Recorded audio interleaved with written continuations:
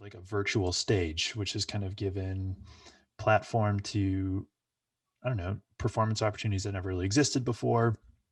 And now with that platform has come the need for like video, which I kind of started getting into when YouTube was starting, which is weird to think that that was in our lifetime. And I got kind of serious about it with this trombone quartet I was in called the Maniacal Four.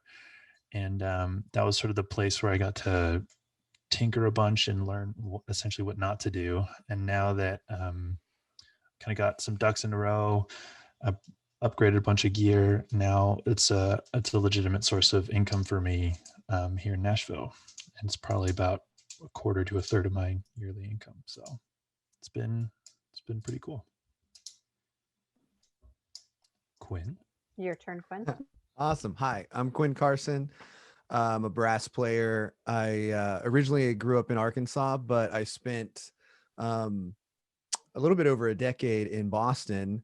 I went to the Berklee College of Music and studied not only performance there, but in terms of what we're talking about today, I got a degree in contemporary writing and production, which is working in the box and working in your laptop, recording music. And so I studied that and then got a master's at New England Conservatory and spent more time in Boston playing in several bands and touring actually for the last 5, 6, 7 years. And moved out here to LA where I live now to work with a scoring team on the TV show Drunk History. And most recently that same team has we scored the music to this new kids show that Michelle Obama is producing called Listen to Your Vegetables and Eat Your Parents. So we're really excited about I'm really excited about getting to work with this film scoring team. And in that role, we work remotely. And also I coordinate the orchestra members, as you might say, who record remotely for us. And so we talk all about recording not only the audio, but also syncing it with our video. And so that technical side has been something I've been concentrating in ever since I joined the show.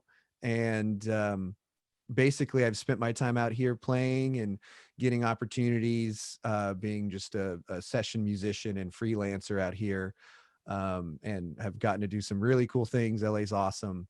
And most importantly, during this quarantine, I worked with a buddy of mine from college, Jake Knox, and we have a new record coming out in March, new single coming out March 12th. And that's sort of today, I brought some tracks from that record to specifically show us, to screen share, but also to talk about them as concepts and to use them as our examples for some audio. I think Matt's got some examples too. So yeah, we're just really excited to sort of gab about recording and video stuff today. So thanks for having us, Mary.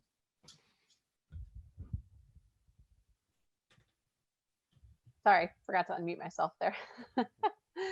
Well, I'm excited about this. I think you guys mentioned you want to start with the audio side of things. We've got a wide range of experience here from people who, like myself, who have to do most of the recording from their phones and their iPads to people who probably have a somewhat sophisticated or looking to already boost up the next level of recording that they've been using equipment. So, and actually one thing I wanted to remind you about, Quinn, from our conversation a couple weeks ago now about this. But one of the interesting points you had brought up was just coming down as a brass player, what equipment you're using, because what the room sounds like to your ears that you're used to practicing it all the time really makes a difference. It's a different sound when it gets to the recording system that you're, recording, the feedback you're getting from recording. So a lot of different points we can hit here. So I will let you take it away wherever you want to begin. And audience, as you have questions, please send them through.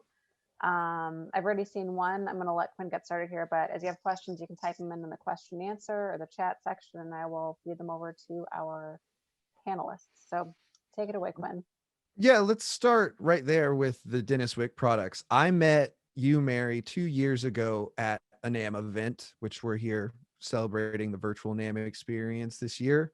But 2 years ago, when I had first moved to Los Angeles, it was my first experience being at the conference, and I was introduced to you. And most importantly, at the time, I was starting my work with Drunk History. And Drunk History, the scoring team I worked with was this great guy, Dan Gross, who's a graduate of Berkeley, a film scorer.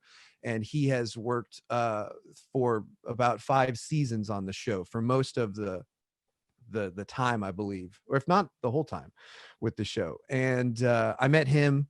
And when we got to start to work together, I was just in the January of 2 years ago, and I met you, and I was explaining you my situation in which I was having to play multiple brass instruments and different ranges of the brass instruments.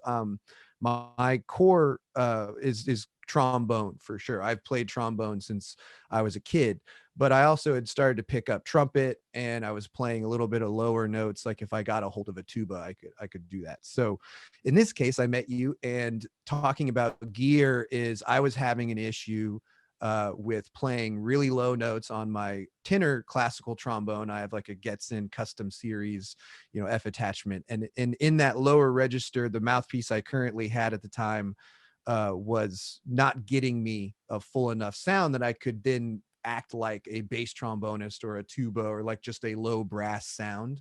And so when I got with Dennis Wick and met you, the first thing you gave me was a large bore, larger mouthpiece. That's the Heritage model. And that's sort of what I started getting really great responses from the low end and getting a deeper sound that allowed me to create like a projection as if I was a different instrument. It really helped me create a better range and response throughout the whole horn. And that just goes back into recording, in which it just helps you have a better sounding recording that you can work with. A great example would be if you have a loud section and you're trying to record a low note and your mouthpiece or your gear is not allowing you to get the character that you're looking for out of a recording. Because the biggest thing about recording that we need to understand today is that we're capturing a performance, we're capturing a character, we're capturing an attitude, and we're trying to employ those decisions before we record so that when we perform those types of attitudes or emotions, that they actually get captured in the right way. So for me, it was a gear problem. I had the equipment ready, recording sidewise, but it was the gear that was keeping me away from getting that character out of the range of the horn I needed. So when you jumped in with Dennis Wick, I mean, I recorded, a whole season of that show and recorded this newest season doing the same thing. And I've faked a lot of really low trombone or bass trombone or tuba parts, with these mouthpieces, these Heritage mouthpieces, just because of the way they respond. They let me play in the low register so well. So it's a great example of how gear, first and foremost, you want to have a great, you want to be in a good place with your gear, what you're playing on, so that you can then know what kind of sound you're putting out, so that when you get into a recording process, you can then capture the right idea that you have. And that on the other end of your bell, this is coming out, so that all you need to do is just capture it with a microphone. If I can just jump in on that one, with a bunch of the kind of like cinematic stuff that they do here in Nashville on some of those larger scale ones, I ended up needing to get like a contra back there. And what I was actually playing a Heritage at the time, and what I found was that it was almost a little bit too light for what I needed. Like I needed to be kind of like trying to shrapnel rip the room apart. And then when I talked to Mary about getting a classic model, that just really fit my, Quinn, you mentioned attitude and character, and like that's what I needed for these kinds of projects. So yeah, just a little shameless plug for Dennis Wick, but I think there's probably a model out there to kind of fit whatever it is you're after, because I never messed around because my background before was chamber music. So to shift from that to this, I really did need to transition equipment in a way that I hadn't really considered until I was in it. So yeah, totally. I With agree. the Heritage to Classic, it's the same sizing, so it is very easy to just switch from option to option. But I mean, I think that's it didn't feel any different, which was cool. Yeah. Dennis Wick plugs aside, that's such an important thing to get right, because most of us who've never had to do recording, the recording doesn't lie. You listen to it and you're like, oh, there must be something wrong with my mic setup. But a lot of times you just haven't had the opportunity to listen to your sound without the reflection of a room. And it's a major telling. Mhm. And for us teachers, because I'm teaching now, I'm teaching 3 students virtually, making my students record, it's a huge asset because they're having to hear their raw sound for the first time also, as opposed to, what their band room is telling them or what their, whatever environment they're playing in. Yeah. I mean, something to note is when I was growing up as a young musician and starting to take private lessons, the place we were in technology at the time was tape recorders, and not even digital tape recorders at that, but just small tape recorders. And so as you would record yourself, you're not getting the great audio captured at that point. So when we were taping ourselves and examining our playing as young students, probably 15 years ago or 20 years ago, like, when we were doing that, you were getting a different thing out of that exercise. You were getting an idea of flow, of airflow, consistency, the transitions between your notes. If you played it on half speed, to hear if you were sliding around or if anything like that. But you actually didn't get an idea of checking out your true sound. It wasn't really a sound exercise to record yourself and listen back. It was more of like just A and B sort of trains moving on time to make sure that your technique was good. So nowadays, microphones, even the microphones built into laptops or on cell phones, these are better microphones than what we had. So the object is changed inside that lesson too, where it's not only are you recording yourself to hear the performance, but also to get an idea of the ambiance that you're creating, with it. And I think it's, as it changes and we have more technology and more access to get these things, that they're just going to become more tools that we can use to make ourselves better. And that includes spending time practicing and recording yourself while you practice, and then listening back like live, opening with a session going to try and see if you're getting good sounds, good tones, and then to examine your playing as another side of it. So I totally agree. And I think like the gear, Dennis Wick has several things that can change minute differences in your sound too, which is also important in recording. I think something I will get back to today is the idea of when you record with your own self, there's going to be an idea of phasing that is created because you've got the same exact equipment with the same person performing with the same brain into the same microphone. That creates a phasing issue. So actually creating little mouthpiece differences, horn differences, adding the booster that Dennis Wick has versus not using the booster, or using the classic model versus a heritage, or taking an old mouthpiece and using the Dennis Wick as well. Like, all those changes will help affect the sound and create a more unique or natural thing, and not have as much of a phasing thing. So Dennis Wick has some products that I've seen that I think actually would really help, in making this remote recording process a lot smoother and sound even more realistic. Because that's the goal, is to sound like you actually did have studio time in a great studio and you didn't record, in your bedroom or something. So.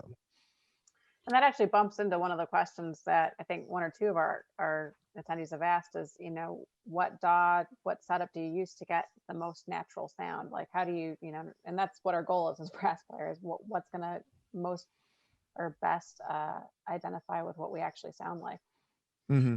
And Quinn, like, before maybe when you jump there, you mentioned phasing. In case people don't know what phasing is, how would you, like, I'm pretty sure if they've ever done a multi-track thing by themselves, they'll hear it, but maybe Mm-hmm. not know entirely exactly what it was. Well, phasing in this is, again, today's information is all filtered through a brass instrumentalist. So the definition in this Webster's dictionary are going to be not as specific, but conceptually, the idea of phasing is when we create vibration, we have these frequencies going on throughout our speakers. Speakers, microphones and speakers are one-way roads in terms of making, through magnets and coils, to making sound vibration out of or from electrical signals. And so when we create these frequencies, there's a chance for the exact same frequency to negate itself. And that phasing is created by the negation of that frequency. So if we have the exact same thing happening here, and then you put it right next to each other in a recording situation, you can create a phasing because these identical things will just negate themselves. And that's why we get an interesting sound sometimes. So the goal is to get away from that, just so that we can allow all these frequencies to vibrate and work against each other in in the session. So that's what phasing is in my eyes. It's pretty cool. I don't think I've ever- So what do you use for your DAWs, and I guess in this case for your video too? So I use Logic. I run everything through that. If and honestly, I personally, and Quinn, you can probably speak more. Oh, do you have an example of what phasing sounds like? Yes, I think I may be able to. No, maybe I'd have to play around, but yes, we could potentially do it. Um, and honestly, I think because Logic and Pro Tools are probably the two like big recording softwares that most, if not all, studios that I've been to use. Uh, Hmm. I'm not obviously they both have their pros and cons, but I just use Logic honestly because it was cheaper and because I'm more familiar with it now. And as far as video editing goes, I started with iMovie because it was free, and I upgraded to Final Cut Pro because they use almost exactly the same interface. Hmm. Um, and Adobe Premiere, I bought for a minute because they use the monthly subscription thing. And I got a couple of videos done, but my workflow was just really slow. And I don't think that the uptick in features that are available in Adobe were worth how long it took me to finish a project. So Mm. I just stick with Logic and Final Cut because those just sort of fit the kind of project and timeline and all the things. Just it just better suits me. But I think whatever you're comfortable with or know or have access to is start there, and you'll know pretty quick if you need to change or not. Sure. So yeah, I think an observation is price, and what you truly are doing with your work from a remote or from your own computer station, I guess, in that case. Like for me, I've worked in Pro Tools and I've owned Pro Tools in the past. But by the time I started working with this with the scoring team and working here in LA as a more of a full-time uh, home studio musician, while I was here in quarantine and even before, the one thing I saw was that I wasn't dealing with massive sessions. I wasn't dealing with the things that I took a part in earlier in my life when I was using Pro Tools.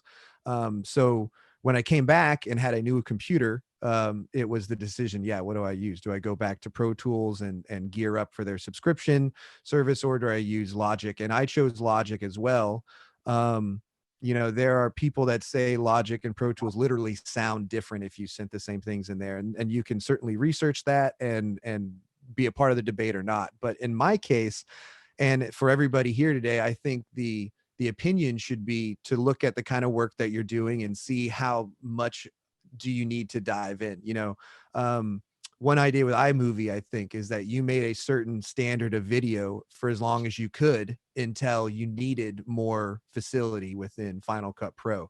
So, working within your gear, what you have right now, and doing things like that up into a point in which you do need to upgrade, I think is also important. So if you look at something like iMovie or Logic or even GarageBand, if we're really talking about basics of setting up an interface and a microphone and into a computer and using a piece of software like GarageBand, even just to capture sound, if the requirements for the project are met by the DAW or your video program, I think that's what you would choose. You're fine to use that in that case. So for me, since I'm recording a lot of music on my end and sending it to mixers and producers and editors, in that case, I didn't require to have maybe the exact same DAW that they use. And I didn't need to require myself to have the exact same setup as them because they weren't sending me sessions from Pro Tools, meaning they weren't sending me the Pro Tools file and then sending it over. They were sending me universal information and universal files like WAV files or MP3 files to then put into whatever DAW I have. And if you have a workflow that allows for that, then you can use whatever you want. There are several other free, Logic is what, $200? And I think there are probably 5 free audio DAW, digital audio workstations that you can go on and get on the internet and get some work done. So, I don't think it matters as much until you get to the limits of what that software has. And in my case, everybody's getting updated. Logic updated this last year. Pro Tools has a continual updated process, and everybody's emulating good features from each software. So now, when I was in college, I used Digital Performer, which is another great DAW, and that had a great use of MIDI at the time. It was the leader in MIDI input into a DAW. And then, Pro Tools emulated it. Logic emulated it, updated its MIDI input, and so then it was not competitive anymore in that race. And then, the same thing has happened between Logic and Pro Tools, where they're starting to then take in Ableton and try and employ Ableton-esque things into their interface on the DAW, or how the DAW looks and acts. And so with that in mind, at some point they're all going to be interchangeable in a way, and you just have to base it on something else. One last thing I'll say is there have been cases where you run into people and they want you on a certain software, and some people do have a bias on maybe professionalism on a certain software. But at this point, people are just proving time and time again, it doesn't matter what you're on as long as you get it done. A great story I have about that is when we were hiring a new flute player for the film scoring team to hire them out as a remote film scorer. They sent in a recording, and we had a bunch of flutes, and they listened to them, and they decided this flute player is the winner. They're going to get the job. And when I got on the phone with this person for the first day to talk about the settings that we employ on the software, I asked, so what software are you using? What microphone do you have? What kind of interface? And they told me, oh, I just used a Zoom recorder. That one of those, handheld Zoom recorders. And they had won the gig because they played so well, performed great, and then captured sound in the room in a way that we couldn't decipher between someone that had like Logic or Pro Tools and a microphone and an interface. And so we had to work them into actually using those type of that type of gear, because that's what it was required for the gig, but they won the gig without it. And I have the same story too. I met this Dan Gross, the film scorer, and he gave me a package to record, and I didn't have certain things that I needed for it. And through borrowing and begging and everything, I got what I needed to do it, won the gig, and then realized that, okay, now that I'm going to do that, I'm going to invest in what I'll need for the job. So I think the last observation is that you have to look at what your work requires, and then other than that, I would say just look at, is this an investment that you're going to keep making money off of to then pay for it every month, or is this a one-time thing that you'll get back in its use just from using it. So I still actually use my Zoom, my H6, because I don't use it as a recorder anymore, but because of the XLR inputs. If I'm ever doing like a talking head video, I'll just like run like a shotgun, like a shotgun mic for your vocals, and then if I've got my ribbon mic that I play into, and that's kind of what I use if you ever need to like demonstrate playing or whatever, and I just plug them both into my H6, which I have sitting in my pocket, so I can, if it's in my pocket, I can still kind of walk around and do whatever I need to do. But that's a pretty good example of something I bought a long time ago, thinking I'd use it in a certain way, but has been nicely repurposed into this like awesome little mobile audio unit that just captures decent sound. And then when I get home, if I need to mix anything, I just do that in Logic after the fact. I see someone had mentioned in the chat Cubase and the idea that Pro Tools is very flat. What you record, you listen, you hear the very original sound. And I think that has to really take place in the idea of digital conversion and the software intricacies that go into that in the background of just turning audio sound into digital ones and zeros and then turning it back into audio. I think that's the part where if you did your research, you would find out that all these softwares are then very different in that approach. And so that's where you could get a sound. But I think that's a fidelity conversation. Someone had also asked about what mic they suggest for recording trombone. And I think, again, my first observation for that is it really depends on what you're doing. I've certainly made really great records with people that just put a mic in front of me and it didn't really matter because the attitude of what they're trying to capture didn't really need to be a perfect sound. They weren't looking for a perfect trombone sound. Whereas, doing more orchestral work, it would really matter what kind of microphone you want to put in front of you so that it captures the right areas of your sound, of the frequency range of your instrument. When you play, we want to make sure that you get a microphone that captures the best character for you. So yes, sometimes it really matters, and other times you're looking to just blow into a trash can and record it and see, and throw it into some terrible sounds and make it distorted and all this stuff, and that's what they want. So that microphone might be great for that, whereas if you took too much of a pretty recording, it might actually make it harder to trash it up. It really depends on what you're trying to do. So, and do you have any like personal feelings about like dynamic versus ribbon versus condenser mics? Like which, I guess, do you have an example of like where you'd use any or all of those? Okay, so this is now opinion world for me, Matt. Yeah. I think that I moved to LA and I got in this room, and when I lived in Boston, I had a basement and I lived with a bunch of people. It was like a house with 8 residents at a time. It was this just gigantic 3-story house and musicians running everywhere. It was amazing. And that meant that the bottom basement was just sound treated by everybody's work. Everybody had done a little bit of stuff. So that was a different setup that I had when I lived in Boston, where it almost felt like you had a little recording studio downstairs. That was just a terrible room you could make some noise in. That was treated.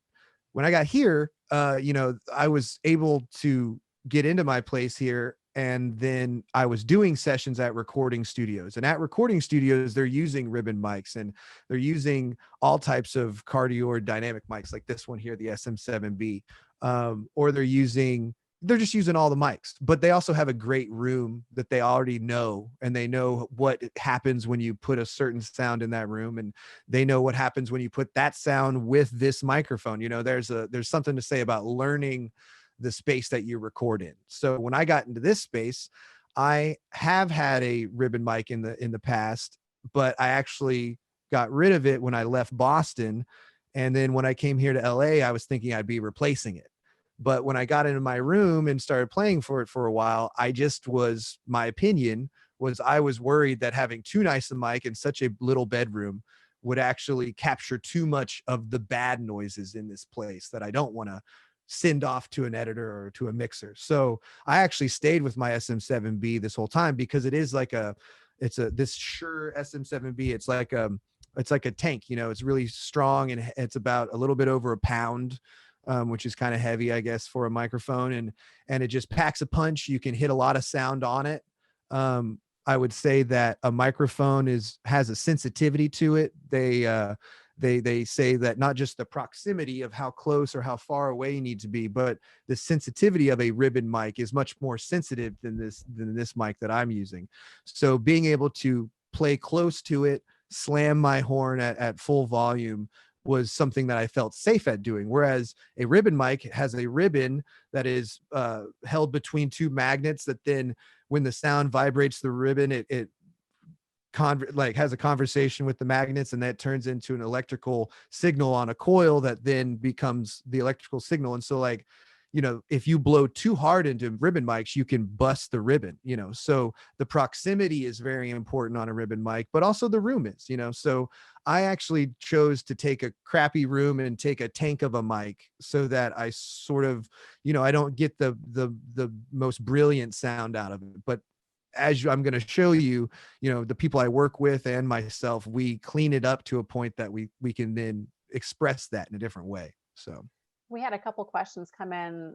One about what kind of mic placement do you use for recording directional brass versus non-directional brass? And then also a little bit more about how important treating your room is for home setup, which, reminds me of also the first time I met you, Quinn, one of the things you were telling me is that, sometimes you have to record out of your van that you were touring in. So, Yeah. you probably have some good advice on room setup, but I think the directional versus non-directional has come up in quite a few different webinars I've done. So maybe start. Okay, so first observation is mic. That goes under the idea of miking, the miking of a horn. So most trombones, obviously, we're imagining we'd be playing right in front of the mic. When you're in an orchestra and they're recording an orchestra, in that orchestral hall, they will set up suspended microphones or mic stands that are tall, and they'll capture the area of a brass section, which is when you get the sense of a French horn that's not pointed exactly into a microphone, but it's catching. It's I think that's what we're talking about, right?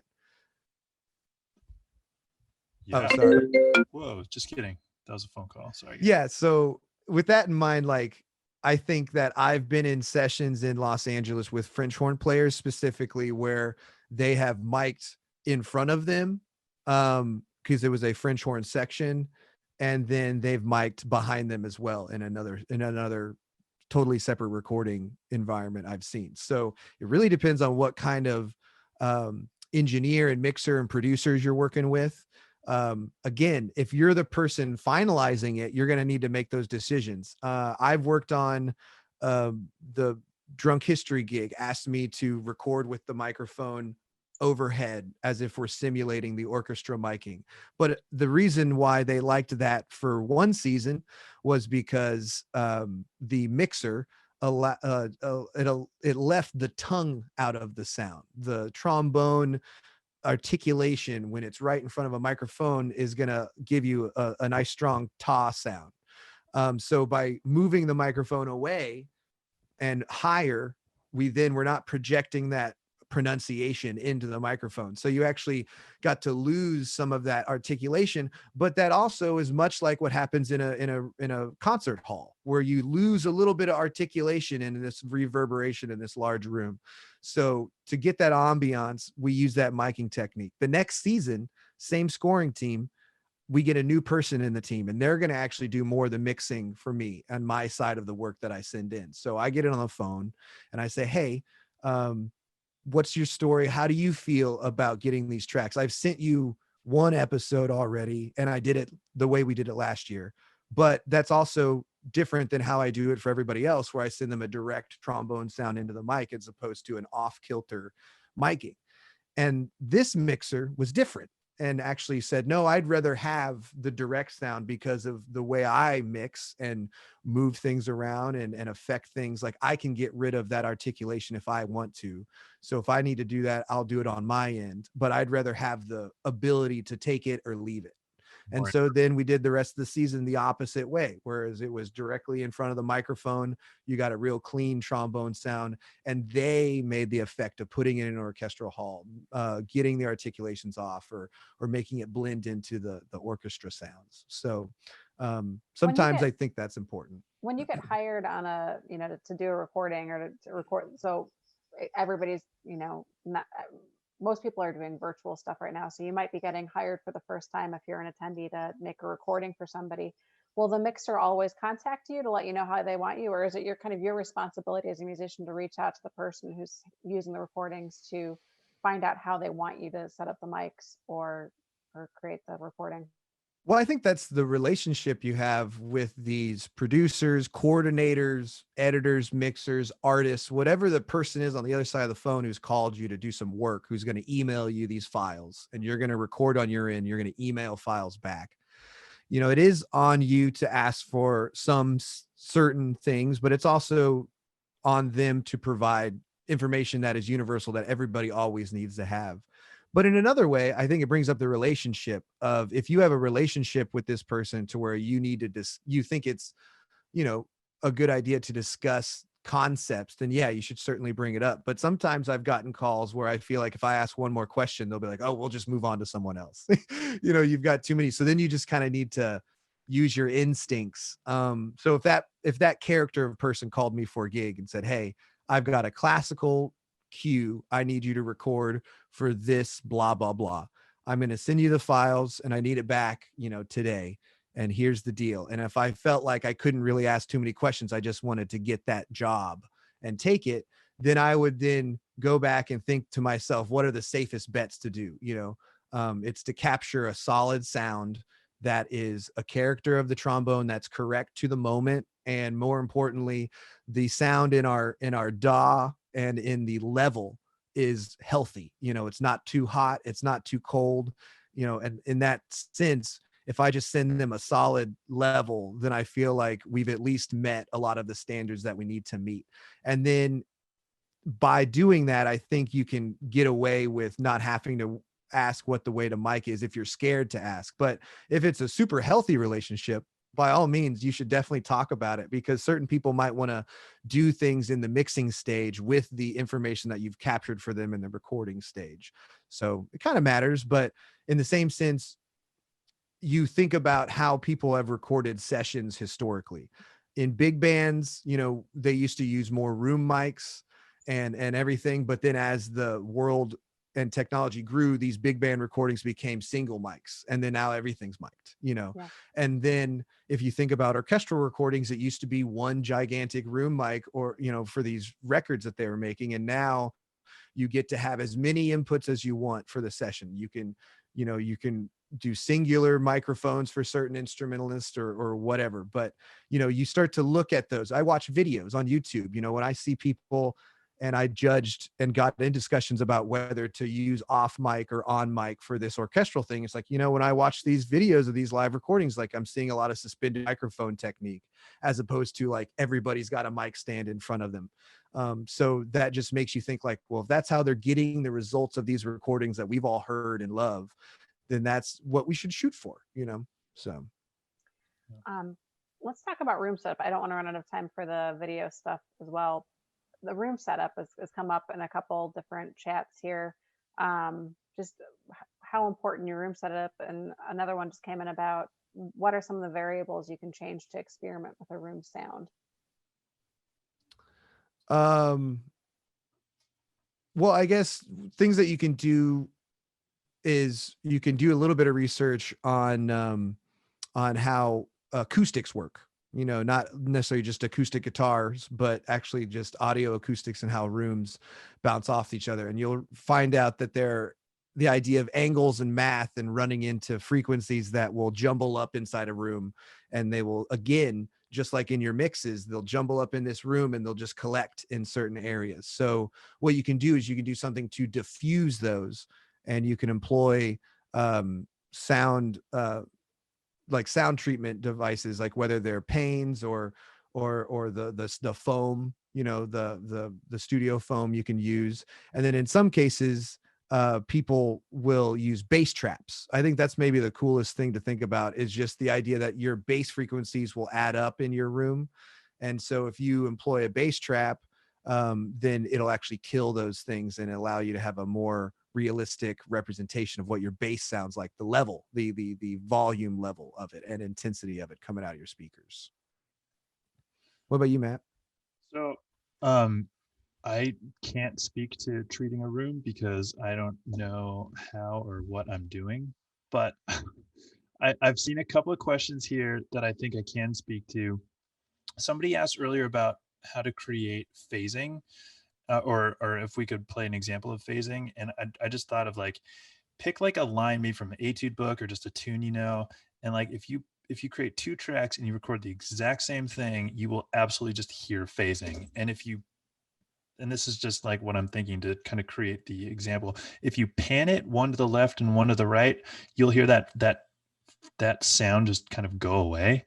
And that to me is like what phasing, that's the best, that's the kind of easiest way I could think of to hear what phasing sounds like. What I like as far as microphones go, I got a little bit of a story on this one.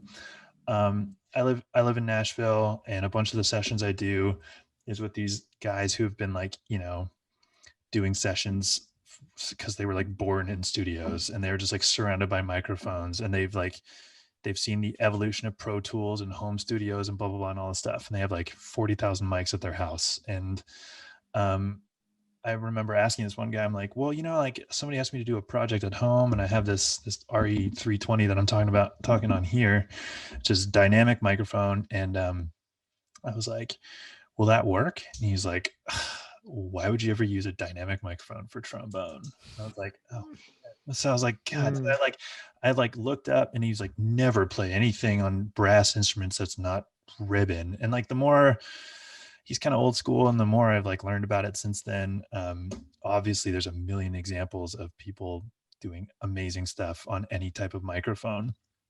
But it prompted me to look up cheap ribbon mics.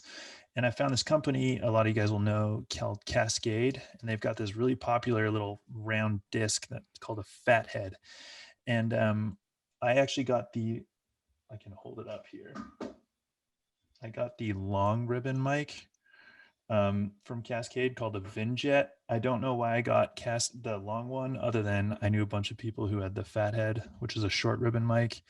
And I was like, I guess if I need it, I can borrow one. But what I liked about this is Quinn was talking about the ribbons being super sensitive. And the more research I did, I was like, oh my God, if I get a ribbon mic, I'm going to freaking blow it up within like, if I accidentally have phantom power on, I'm going to blow the ribbon, and I'm going to ruin everything. But Cascade developed this like technology for home studios where there's only power going one direction. So if you actually have phantom power on, it's not going to the microphone, it's only receiving the information. And they found some sort of workaround where it kind of is good enough, I guess. But I've actually used Cascade microphones at studio sessions in town. So I saw somebody asked if you have a recommendation of mics that are less expensive. That this one cost me like maybe $300. And I think Fatheads are maybe even 150. Like they're pretty reasonable. And I don't think I will ever, like, just for my purposes, I don't think I'll ever really need a new or better one, because I don't see my career going in a direction where I'm like going to be in studio kind of building more intricate sound projects. I think I'm just kind of, if I'm just playing one part, I think this is going to be fine for my purposes. Yeah, I think thinking about price range, this SM7B, it's $400, full price at like a, online or at a Guitar Center. And the price is important to think about because, yeah, there are definitely ways to get solid microphone sounds and to use the mic in a way that captures the sound that you want. This old school guy you're talking about, he's such a ribbon guy, but I think he's coming from a person like the Al Schmidt world. Al Schmidt was a famous engineer. He is a famous recording engineer who's recorded just a million jazz records that everybody knows. And he recorded Roy Hargrove's jazzier side of his recording catalog and everything. But the great thing about him is he doesn't use plugins or EQs or hardware like this. He is a full on, I use the certain microphone I want, and then I place the microphone in front of the horn player or the bass player or the singer in the specific way that catches a certain frequency spectrum of them.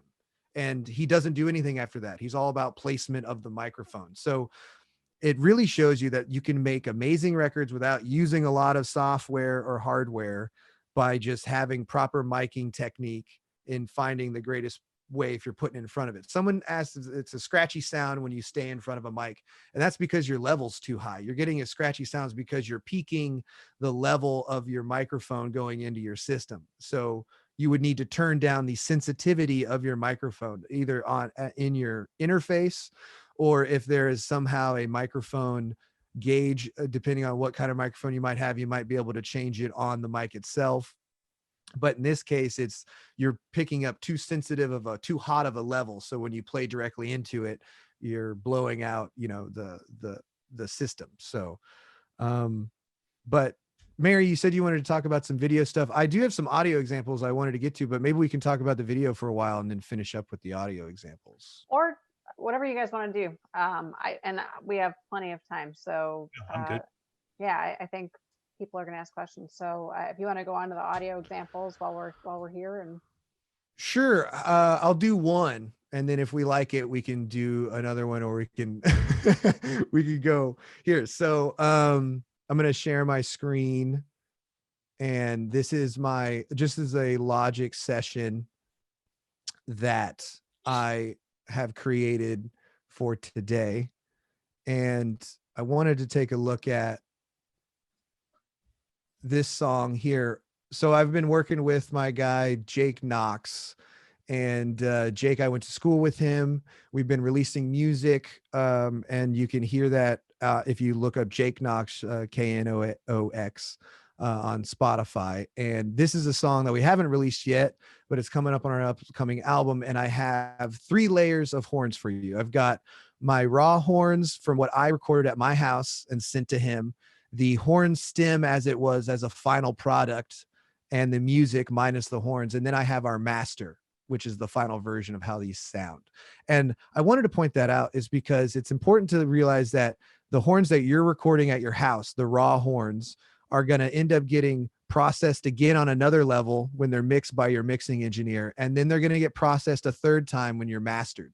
And each time it becomes less and less about the volume of the horns, but more of focus on the frequency, as I've learned. And I do have to give a big shout out to Jake, because the two of us worked all year on this album, but he's been a really great resource on just signal flow and taking in healthy work and healthy sound and processing the right stuff in a really efficient way. So in this case, I wanted to play a little bit of the song here, and let's start right there.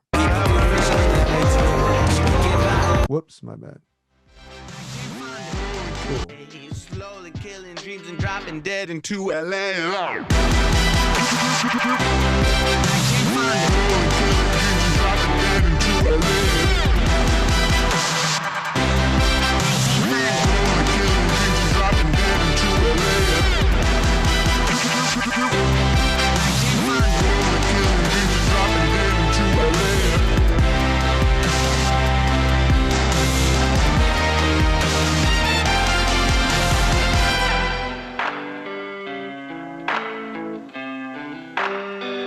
Cool.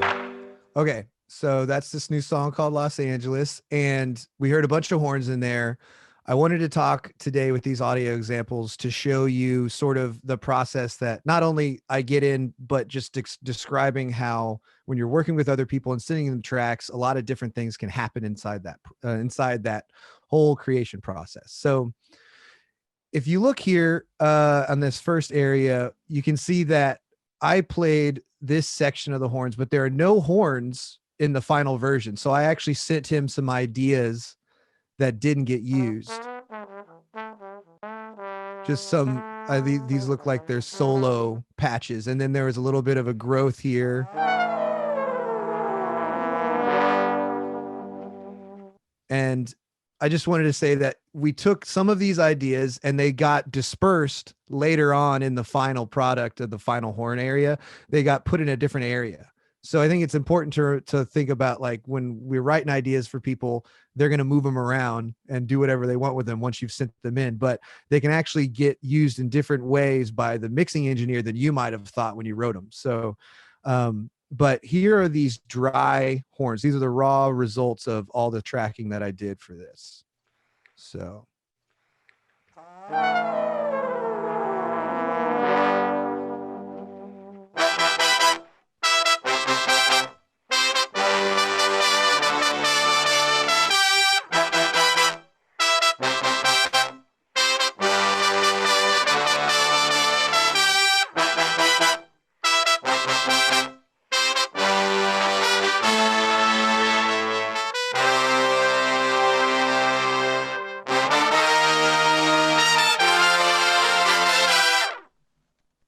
Okay, so now I want to show you the work that happened on Jake's end and what the final mixing with all the bells and whistles added to it, where they'll take your horns. So we could hear just a basic, not basic, but it's sort of a marching band-esque like layering situation going on. But then to bring it into this more pop realm, they're going to add these reverbs and delays and stuff.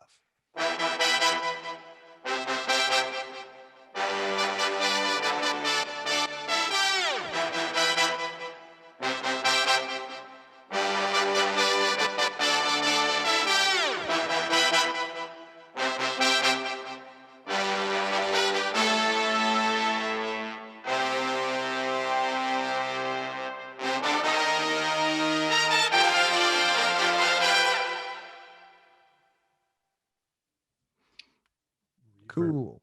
4 seconds. It's awesome. Yeah, right. It's a pretty fun thing, but it's interesting to show you that when we took these horn lines, you know, they were very dry, and it was all about the layering aspect. Is I wanted to come up with a bunch of ideas that were counterpuntal to the other horns that are already placed in there. So we created something interesting that had a lot of oomph in it, but then really there's so many more things that you can do on the engineering side to mix it and add reverbs and add tricks and spins and bells and whistles and stuff that will really start to make it a very unique, you know, thing. And it can live in a different part of the mix compared to where it might live previously if it was just plain old horns. And so if we hear, you know, the music minus the horns sounded like this.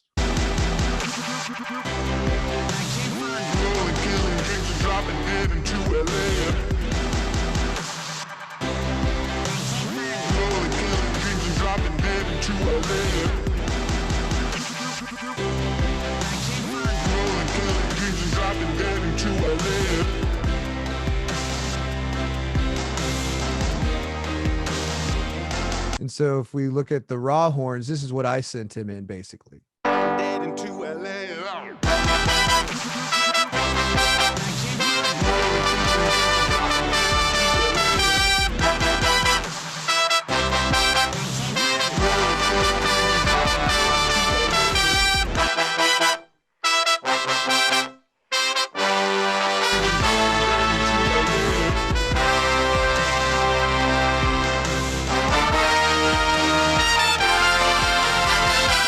So you can see here, they did some editing and we cut out these guys.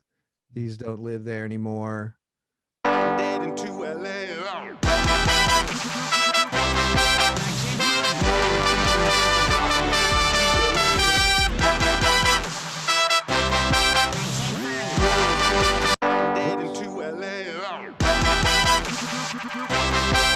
So just making a point again of you write some ideas for people, you have your whole concept going on, and then a lot of times they're going to get affected and changed to where the final result looks like way different.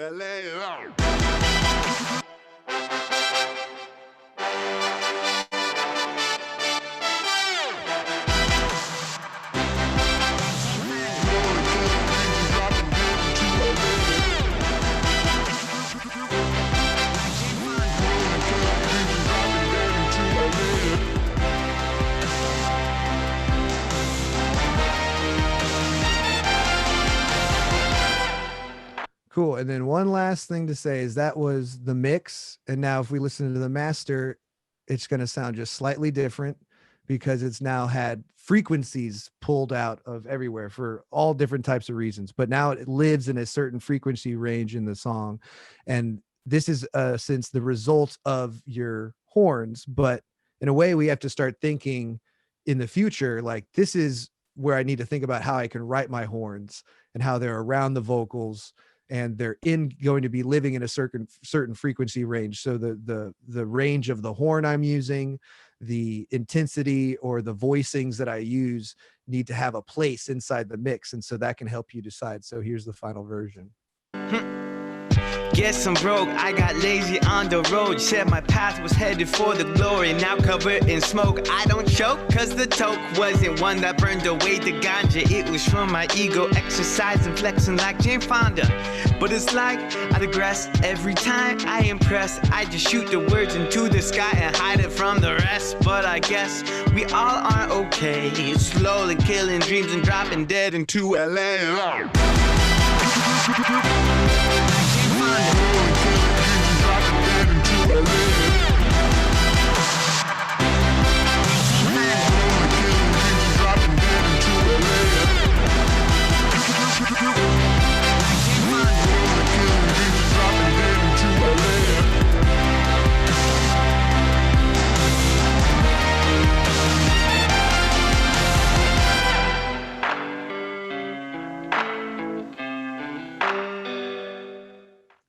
Cool. So I guess I wanted to show you all that just to say that, you know, all this raw horn stuff that I've got here was all captured in this room that we've been talking in.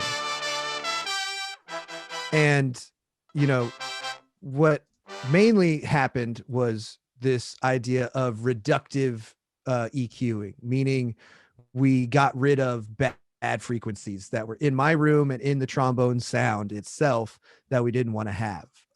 So I thought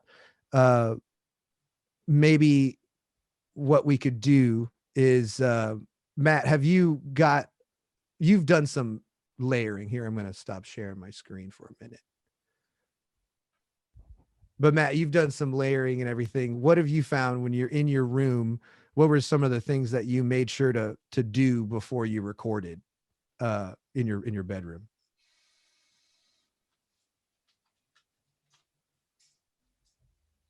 Interesting. That's an interesting question.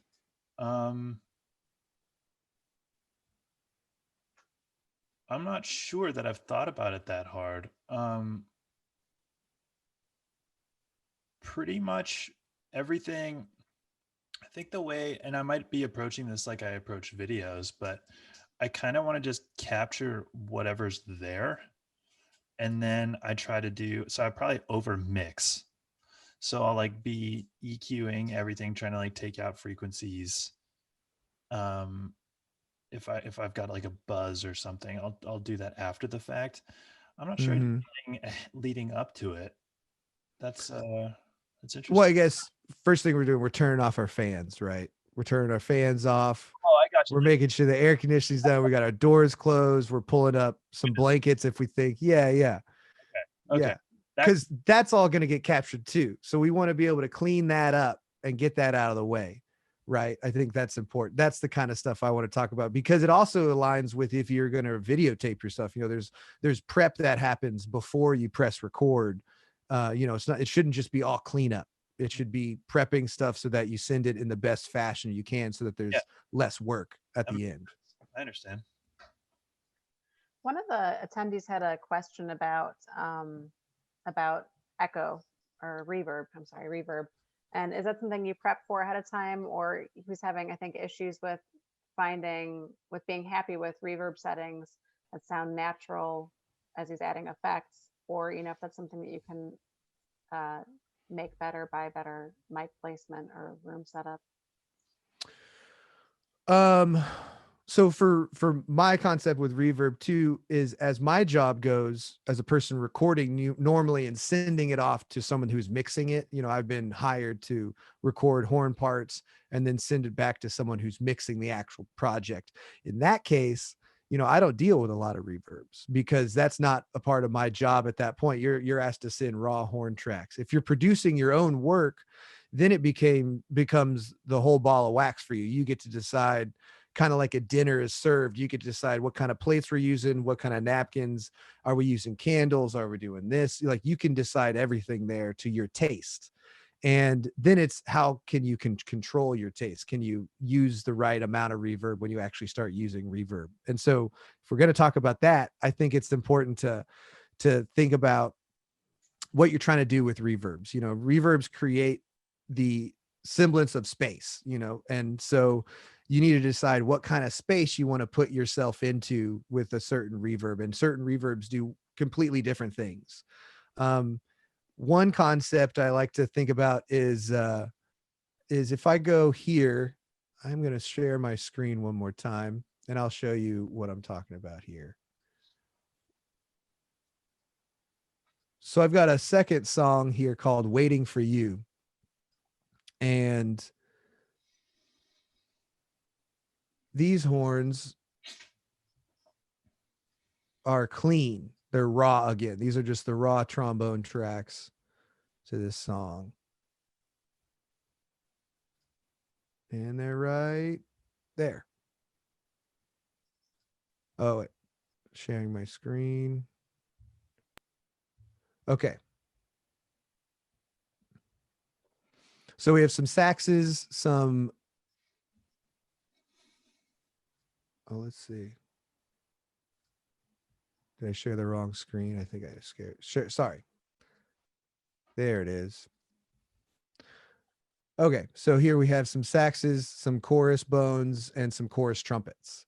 In this case, we've got two things happening.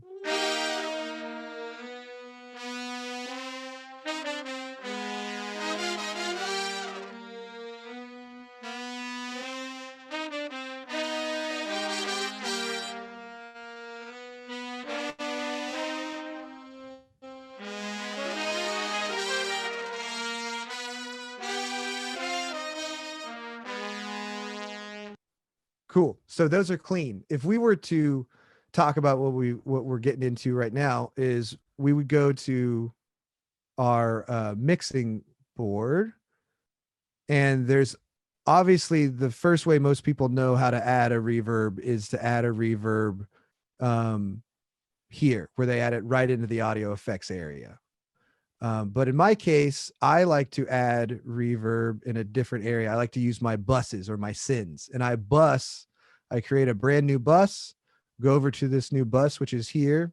And that's where I create a reverb. And I'll just use this silver reverb that comes with Logic for now. And in this case, the silver reverb, I'm going to turn it all the way up to 100 and make this a completely wet reverb. So it's just all the way on, completely all the way. But now, because it's going through a syn from here to here, we actually have a knob in Logic or a fader in Pro Tools to pull it up and bring in as much as over 100% of the sound. We can actually oversaturate if we'd like. So then we come doing this. I'm going to do this in both horns that we were looking at right here, and I'll bring up the reverb as we go.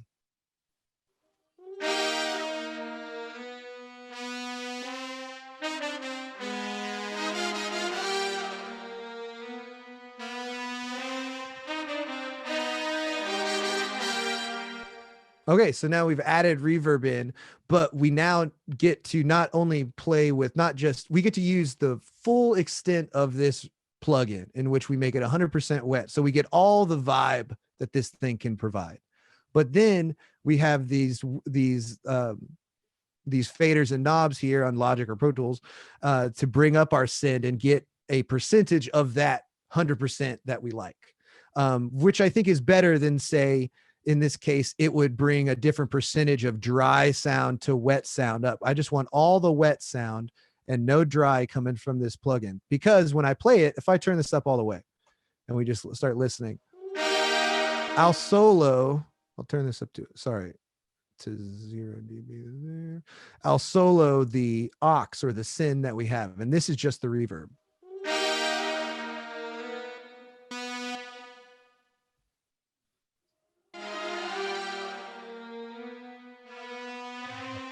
So this is the reverb, and that's in combination with our dry sound, which sounds like this.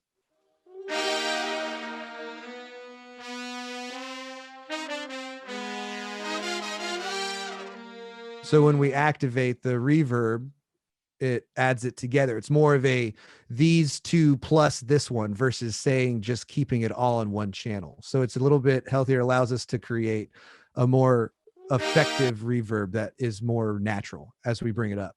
It's really cool.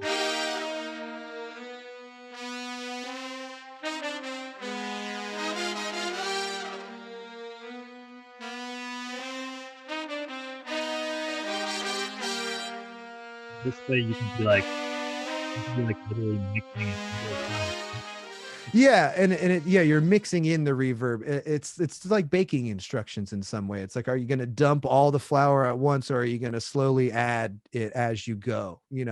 And that's, I think, that's the concept of this mixing idea, is just bringing in ingredients in a healthier way. So if you create a send, you can create effects. We could create other effects too. Like if we created an echo effect, here we'd have a second aux. I'll go down to Echo Boy, which is a pretty popular thing from Sound Toys. A lot of people use Sound Toys plugins. And in this case, again, here's my mixing knob. I make it 100% wet. And then I'm going to use, this is an 8th note echo. And then you could change a lot of settings here and create different sounds from this plugin. But I make it 100% wet so that when I bring it up in the mix, we have something going on.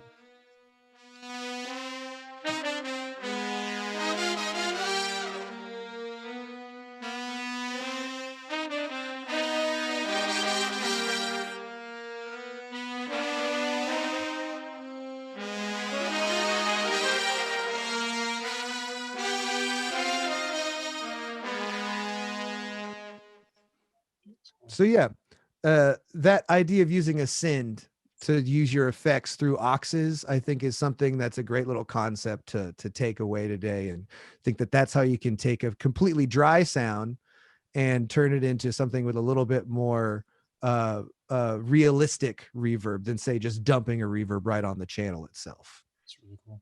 If somebody else is handling that, and it's the same attendee has a follow-up question, do you do anything specific to make sure the engineer you're sending your tracks to won't have issues when they start adding reverb or other effects? Well, that's the thing, is that if it's not your job to add the reverb, you know, you can add it and send them a reference of like, this is what I think. You know, what we could do here is we could turn our reverbs back on. We could print out a bounce of the entire project, just a thing that, you know, one audio file, and send it to him and be like, hey, this is the idea I've got, because I'm hearing the horns as if they were treated like this. This is why I'm writing them that way. But in some cases, you know, for me, my whole idea is that I was trying to create raw tracks that Jake and I would then produce in a second phase, a secondary phase. If I was making a song that was all mine and it was being finished inside the same project that I'm using to record in, like, meaning that I'm creating the music in a project, save it as song number one, then I record in song number one, and I'm going to mix inside that project or create a project to mix it in. Like, that's when it's such in your control, you can start to add reverb. I have had times where I've added effects and sent it to people, and that chunk has been the thing that they use instead of you sending them the raw tracks, because they like the sound of that already. They like the work that you did on that. But really, that's a work from a mixing standpoint. And a lot of times reverbs and echoes and other things, like, people want to have control of it themselves. So they're going to send you, or they're going to ask you to send them raw tracks so that they can do that thing. But a lot of times when you're conceiving stuff and you're composing for people, you might have a production idea where it's like, oh, I need to hear this to go bow.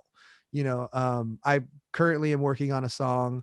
It's a Latin reggae, like Latin reggae ballad song. It's real pretty, but to get the reggae out of it, we needed to add some dub effects. The producer is not a reggae producer, so he knows he needs horns to do some reggae horn things. That's why he hired me, but he doesn't know exactly what he's going to do with it once I send it to him. I work a lot in reggae. I know how to track that stuff, and I know how to add some dubbing. So what I did was wrote my parts, recorded them, edited them, and then actually added reverbs and added echoes and added these automations, you know, that you can record into your work so that it turns things up and turns things down. I did all that so that I could send it to him and be like, hey, this is your roadmap. And this is why there's a gigantic note here all of a sudden. It's because in the music of reggae, you always add a note here after a section, and then you dub it out and make it echo, echo, echo, echo, echo, echo, back into nothing. And that's just what happens all the time in reggae music. But since they didn't know it, I needed to compose it and then send them a version of me doing it so that they know what to do. It's like, oh, look, I used a reverb and an echo and used some distortion. I did this and I automated it, and here you go. And now, once he knows that that's how you get there, they can then take their equipment and do that, you know, which normally that's what they want to do. So I think it's really important to realize that, like, you can't send your own reverbs to mixers and producers, but if you're doing your own thing, by all means, you should get into mixing and playing with reverbs and learning how to send them to auxes and sends and stuff, so that you can create more natural fades into them. Thank you so much, Quinn. There's one more question for you in the question answer, and maybe from Jonathan, maybe you can type answer that one, because we do need to get on the video. Yeah, And sure.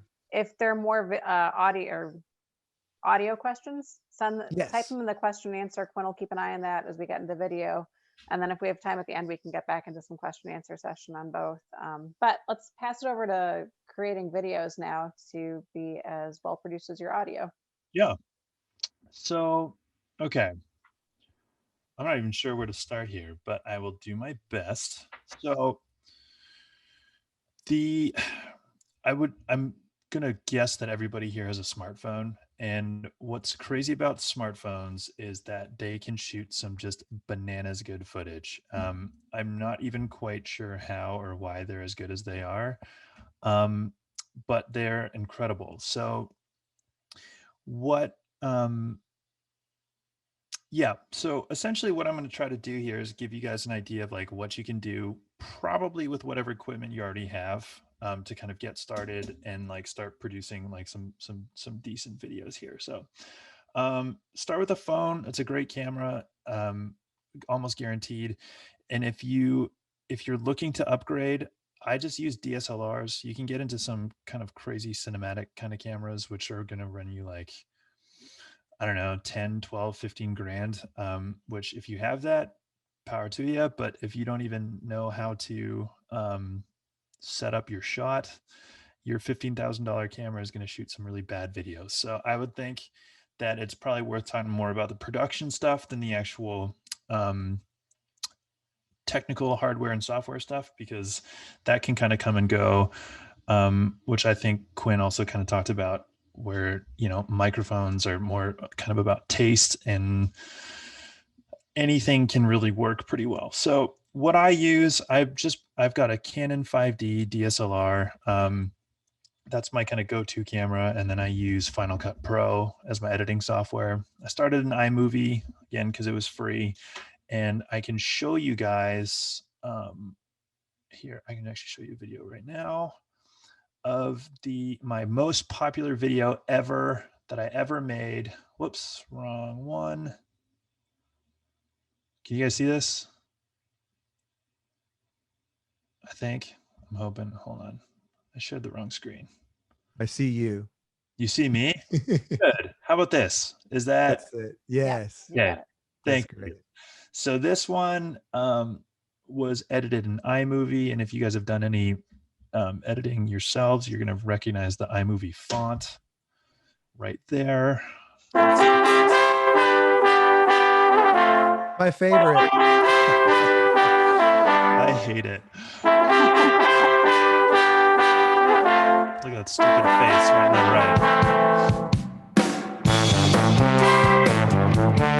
right.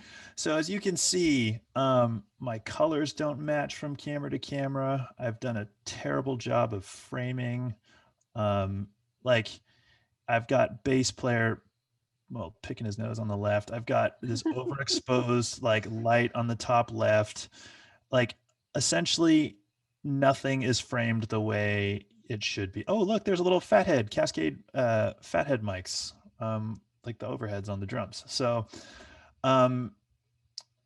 essentially I did everything wrong, but I didn't know any better. So we just did it anyways. And I think what's cool about, what's good about the internet is it's like, if you have a good idea and it's executed pretty well, people will watch it 100%. So what we did was we spent a whole day at that house, which the guy playing drums lived in, and he also engineered. And we tracked all the rhythm section first, and we followed up by doing all the trombone stuff. And it probably took 6 hours, I would guess. And then at the end of the day, we just made sure that whatever cameras we had a Zoom H3 camera. We had some crappy little camcorder that we went out and bought that day. And I think we had 4, maybe 5 cameras total, and none of them were nice. And we filmed every minute that was being played, we filmed. So I ended up with, I think, 60 to 80 gigs of footage. And it was a lot. And I watched every minute of it like an idiot. So here's how I did it. So you guys probably know about like any sort of video editing software, whether it's like, I think Windows Media Player is one, or Movie Maker is one. iMovie is the one that I knew, but you can do this thing called scrubbing, where you drop your clip in and you can kind of skim it quickly to get an idea of what's in your actual clip. Well, I didn't know that at that point. So I watched everything, every minute I watched on my desktop. I like double clicked the icon and then I watched the clip in QuickTime. And then I'm like, ooh, I want to use this. And then I dragged it into iMovie. So I did it literally in the slowest, stupidest way possible. I couldn't recommend enough that you don't do it that way. But I think above all else, what really helped us was we separated the audio from the video. So we made sure that we had our master track done. And that's when I started editing the video. I think it can get kind of confusing if you guys are trying to do both at the same time. And I almost always do audio first.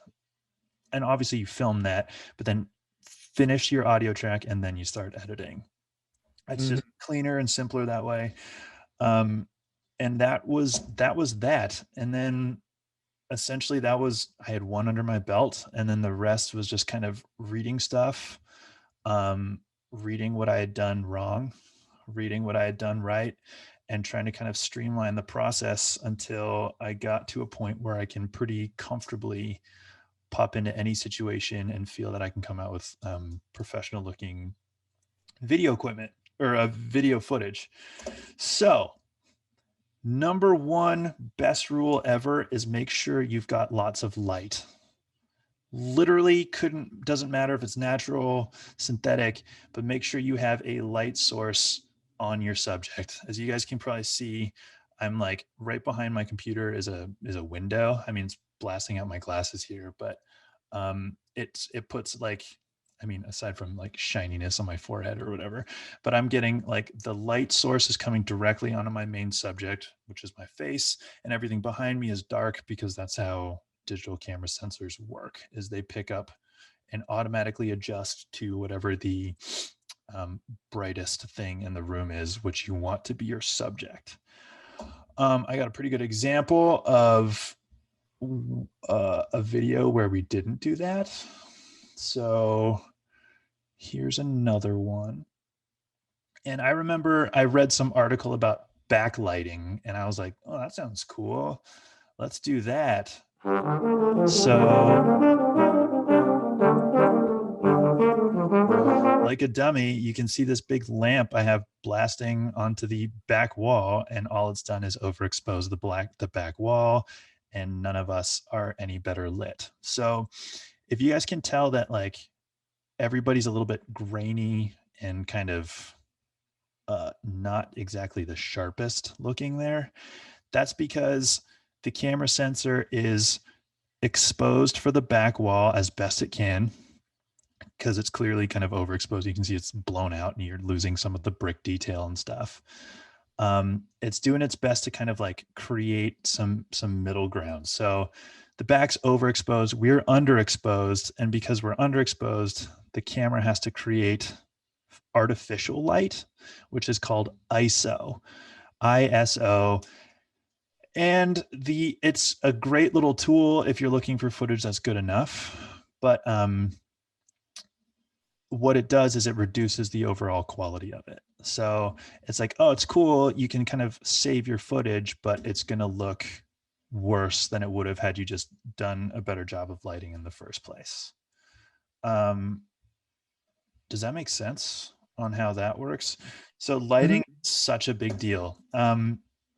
The other one that I think can save you or just instantly upgrade your footage is if you work on framing. So for those of you who are kind of unfamiliar, if you look at my face right now, I am framed by this like black rectangle, right? And the way framing works is it's like, how does your subject appear in your frame?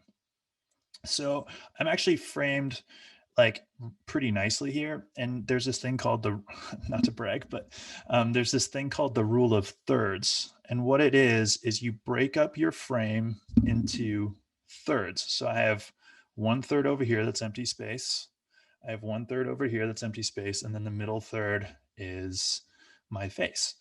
And that just, for our eyes, the way television works, and like we're spoiled by television and video and movies because they just know these rules, and this is how they show everything, is in the rule of thirds. So when we get the rule of thirds right, it just tends to look better because it lines more with like television and film. Now the rule of thirds goes horizontally as well, which is when your subject is framed properly, your eyeballs will also be on that horizontal frame too. And what we tend to do as just by default is we tend to put our subject right in the middle of the screen. So this would be roughly the middle of the screen. And what happens is you create all this dead space up here, which doesn't add anything except make your production look a little bit more amateur, like this. Look at all that dead space above our heads. Nobody cares. It's just ceiling. Doesn't look cool. It adds nothing to the shot. I'm going to blame our friend Kevin, who is a trumpet player. I'm trying to find it. Look at him. He's doing his best. We gave him nothing except, yeah, vague instructions on to like point the camera at us and make it look good. Which he definitely tried. And those pants are brutal. The belt, this doesn't even fit. So framing and lighting, I think, are the two things that you can do above everything else to kind of take your footage, whether it's shot on a phone or like just a really nice camera, to kind of take it from good to what, like, it's just gonna look more produced. It doesn't cost you anything. It just takes a little bit more planning. And once you kind of get good at it or used to it, it's going to be hard to not do it. So I think it would probably take a week of thinking about it, and then it's going to be second nature. We can get into a couple other things, like frame rate. Are we good on time, Mary? Okay, good. So frame rate is another one that I don't know if you guys have seen, like 30 frames per second. FPS is the word for that. FPS. But all television and all film is shot at 23.98 frames per second. So because, and maybe this is just an assumption on my part, but whenever we do something at like a home studio or kind of a home project, I think it's going to be natural to kind of default to, I mean, it just looks like a house. It looks like your bedroom. It looks like whatever. So I want to take every little possible advantage I can to kind of elevate the project. So if me changing the frame rate, which is literally a button on your camera, if me changing that button means all of a sudden my stuff's going to look more legit, I'm happily going to do it. So you can see that's that one.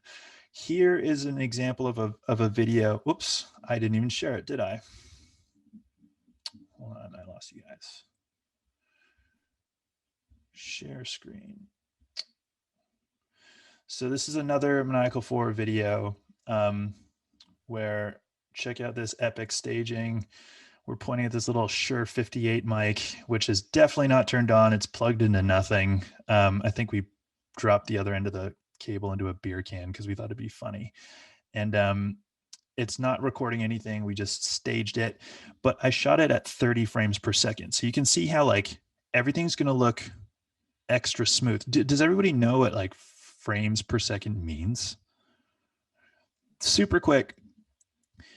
The human eye and cameras function the same way in that we don't actually see things moving smoothly. We actually see it in little pictures, and those pictures are called frames. And the way cinematic cameras work is when it says 24 frames per second, you have 24 little pictures that they smush together, and then like they play it fast. It's like a flip book. You remember those, like where you got a bunch of little drawings and you flip through it and then you can see the little thing happening? That's exactly what's happening with your eyeballs and with cameras. And what I did was I shot this at 30 frames per second, which is going to be smoother, which sounds good up until we realized that the only thing that shoots at 30 frames per second are sports, soap operas, and home movies, all of which are not trombone players. So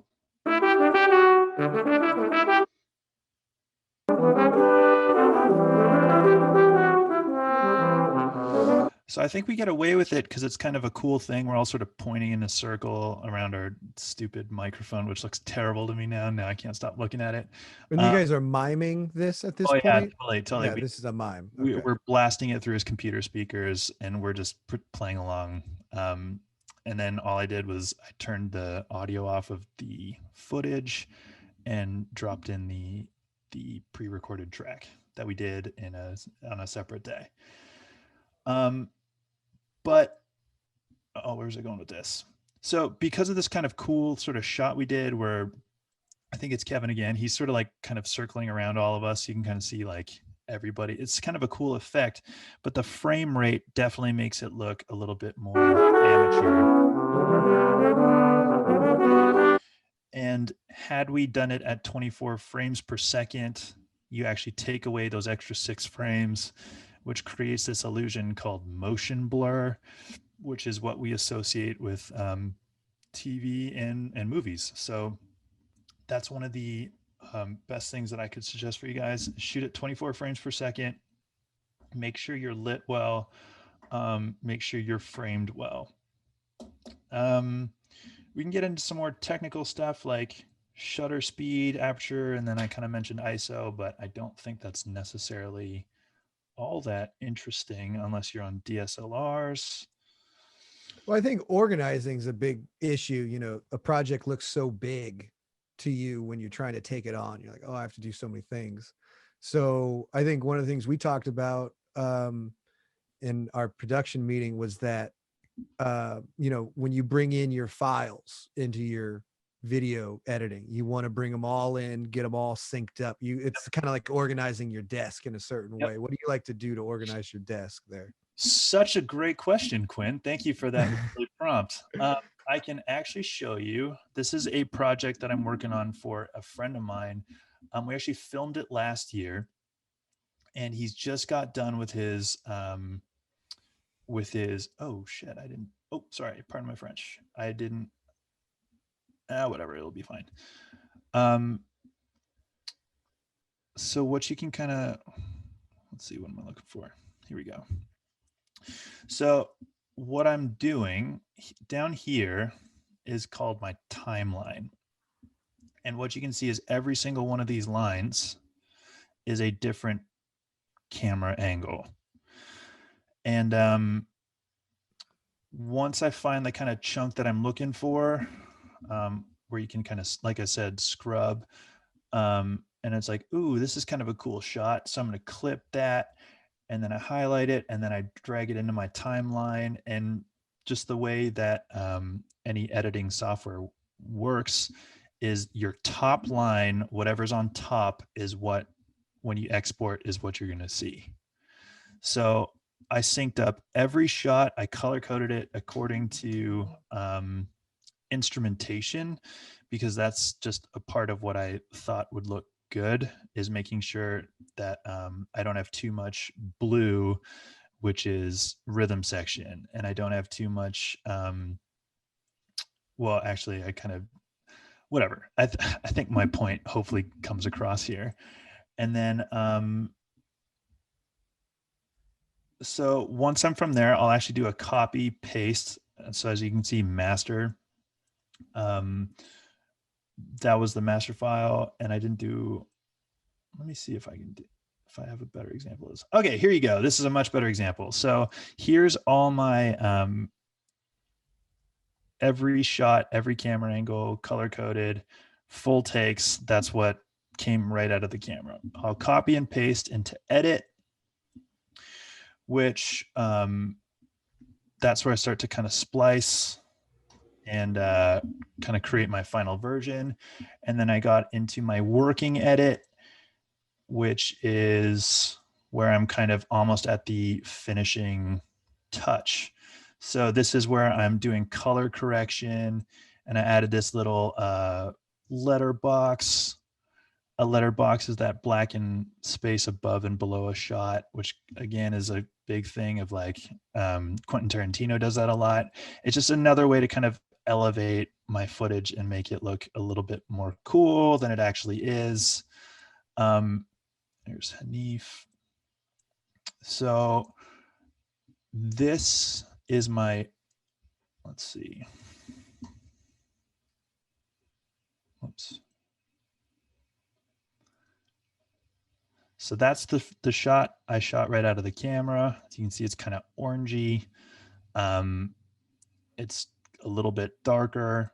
So yeah, I brought up my shadows, kind of give it a sort of like faded, kind of a little bit more epic look. And then you add this extra little final touch of the letterbox, and all of a sudden it looks a lot more, it just looks a lot more awesome and polished, I think. So I know I kind of got off topic there, but organization is the only way I know how to make the most of my brain, because I forget things all the time. I get distracted by things all the time. I run on tangents all the time. I get kind of caught up with some sort of thought or feeling, and then I lose track of where I was supposed to be going. So organization is the only way I can stay on top of that. So anyways, that's kind of all I had written down. I don't even know what I said. If you guys have questions, please. Well, I think it's important to maybe take the last thing from you. It's like, if how many steps would you say there are in making a video? Like, and let's include from when you walk into a room, the prepping. So that's a step, right? Yep. So you prep a room with, that's the lighting, and that's the this, and that's the that. Yep. And then you're prepping the equipment. So that's when you're doing your framing, you're deciding on your exposures, you're doing that stuff. So it's all prep there in those two phases. Yep. And then you actually record it, and then you organize it, which we talked about. And then what happens? And so the organizing allows you to edit. And so once you've edited how you like it to go, now we're getting into the finalizing stages. That's when you added your letterbox, or you're making just really big artistic decisions. And then we get into the bouncing phase. So is there anything important to know about that for people that are making videos for like YouTube, right? I assume they're putting them on YouTube and Facebook. Yeah. So you can get into some, if you're bouncing or exporting or whatever you want to call it. I think it's Final Cut calls it exporting. You might know it as bouncing from Logic or audio stuff. It essentially means you take it from your workflow on your computer and you export it and create this new file that you can now, that is now like a .mov, like, or MP4 or whatever. It's now a movie file. So that's the process of where it becomes a movie that you can watch anywhere else. There's a file format called H.264. It's a really highbrow title. And that seems to be, it's small enough that it's compressed, and compression would be you're losing some overall raw information essentially just to make it smaller. So the camera that I have on my phone is a really compressed camera, meaning it does a really good job of capturing whatever I want it to capture. But if I were to blow it up, you'd see a bunch of like the image would start to break down. So that's essentially what you're doing when you export it in H.264. But for my purposes, I have yet to have anybody kind of complain about the final product where they're like, oh man, I really broke down when I tried to watch it on my TV or whatever.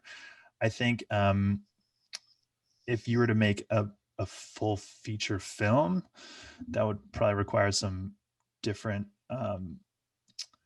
file formats that you'd need to kind of research, learn about and stuff. But for my purposes, I just set it to H.264 and then I just leave it. And I've got everything preset. And then when I'm done, I click export and that's it. And then I guess there's issues like that. You can't put certain video formats up on Instagram or up on Facebook, right? I assume there's like some restrictions there. So are you making different versions of the same video? Like this is this version and this compression or this bounce setting, and then here's this one, or what's that's going a great on there? question. I've done it both ways. If you upload something to Instagram, and it's actually, they've actually changed it since Instagram was released, where before they would only give you that actual box to work with. And if you shot in this like 16:9 ratio, like I have, right. Do you guys know how the ratios work of like framing and stuff and pixels and all that? So 16 is at the bottom, 9's up across. But Instagram only gave you like, I think it was they called it an 8x8 square. I don't remember off the top of my head. And what it would do is it would actually crop it, like you uploaded a video and it would crop it automatically, which could kind of suck if all of a sudden, let's say I'm in the rule of thirds, right? And then it crops it right down the middle and now you can only see half of my face. So there was a couple times where I would actually go back into Final Cut and just change the ratio of my project so I could kind of control all that stuff. But Instagram introduced a new feature where you can now upload your videos in the 16:9 ratio format. And that's just what I do now. Let's see, Facebook is great. But this is kind of an insider tip. Facebook hates outside platforms. So if you guys are looking to maximize the views you have on Facebook, don't link YouTube videos, upload directly to Facebook. Because that's what a lot of people do is they go, well, I copied and pasted my YouTube link and I posted on Facebook. It's like, yeah, but YouTube or Facebook will actually only post on its timeline a still image from your YouTube video, and it buries it in its algorithm. So it doesn't show up as much on timeline feeds. You just get a lot fewer views. And when you upload directly into Facebook, it has this thing called autoplay, which is pretty self-explanatory, but they found that your viewership odds go up by like 80 times if the video's already playing.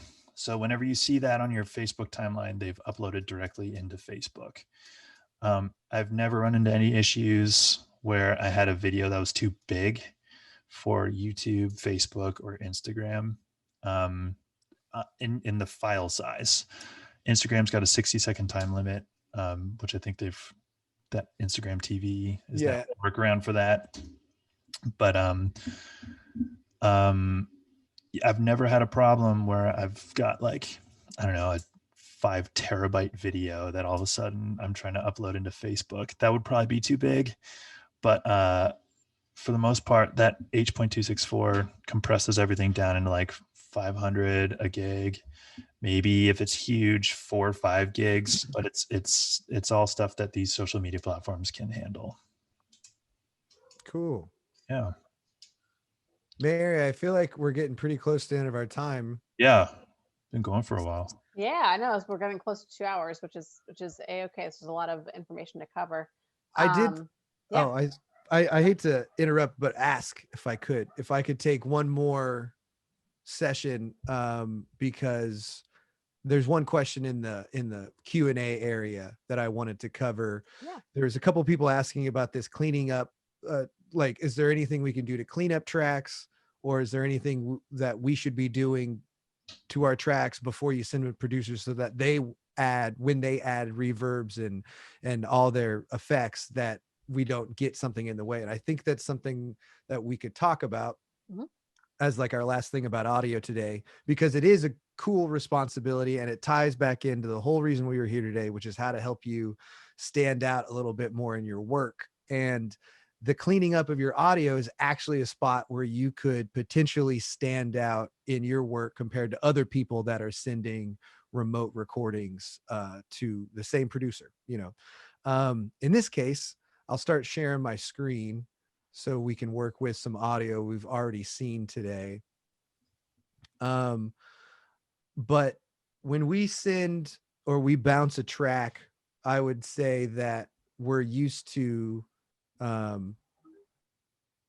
going here and bouncing a raw track with nothing done. But there are some jobs that were asked. I think Jonathan asked that he's in a military band, and if we've got one person doing all the audio editing, and is it smart to break it apart? Well, there are some places that you could break it apart. When I was working with Jake on this album, we tried to figure out our workflow and find out, is there anything that I can do on my end to send you tracks so that you can do less work and get them going into the mix faster? Because as a horn player that records for producers, a lot of times I've been fearful sending in work because there is so many horn tracks I've decided to do, because I love to stack. I love to add not just 2 trombones, but let's add 6. And let's double them and put them in stereo. So now we've got 12 trombone tracks happening. It's a 6-part trombone arrangement, and they're doubled and they're panned all in the stream. There's a lot of stuff happening, and that's what I like to send. But when you send it to a producer now, instead of them, they thought they hired you to send them one audio file of a trombone. I thought I hired Quinn to send me one trombone track and one trumpet track. But instead, I sent them 12 trombones and 6 trumpets. And he's dealing with 18 tracks of audio that he's got to clean up and then get them into the mix and group them up and get them standing next to each other like soldiers, ready to jump into a group of effects or whatever. And that takes work. So for Jake and I, we worked on a workflow that we could find between us. And one of the things was that I started to clean up the audio on my end, which then separated me and gave me tracks that were just ready to go and be mixed. But we weren't adding anything like the reverb we talked about earlier. We were actually subtracting stuff. Let me bring in one of these tracks. Let's listen to. So that's got